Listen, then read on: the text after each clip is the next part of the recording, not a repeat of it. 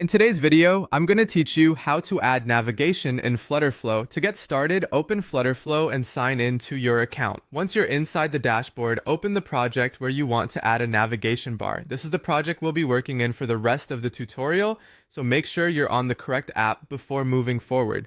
Now that your project is open, go to the widget panel. In the search area, type navigation bar so you can quickly find the right widget. When it appears, drag and drop the navigation bar onto your page. You'll want to position it at the bottom of the screen since that's where users typically expect app navigation to be. Keeping it in the standard location also makes your app feel more familiar and easier to use. Next, select the navigation bar so you can start adding your navigation items. This is where you define the tabs your users will tap to move between key areas of the app. For example, you might add tabs like Home, Search, Favorites, and Profile. For each tab, choose an icon and a label that clearly match its purpose.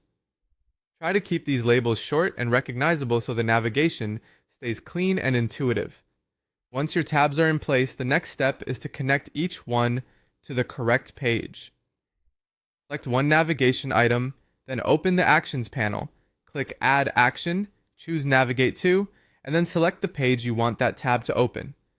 After that, repeat the same process for each of the remaining tabs. It's important to set these carefully so every navigation item leads exactly where users expect.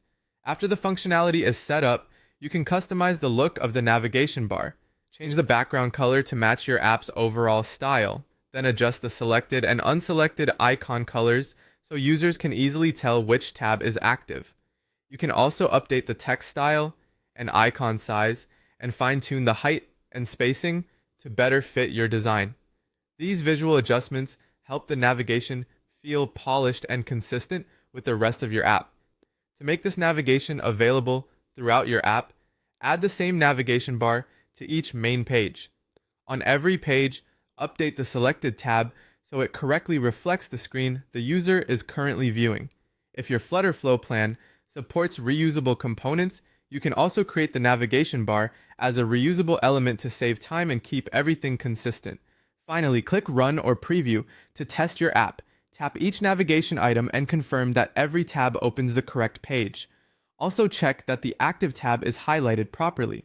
This final review helps make sure your navigation works smoothly before you publish your app.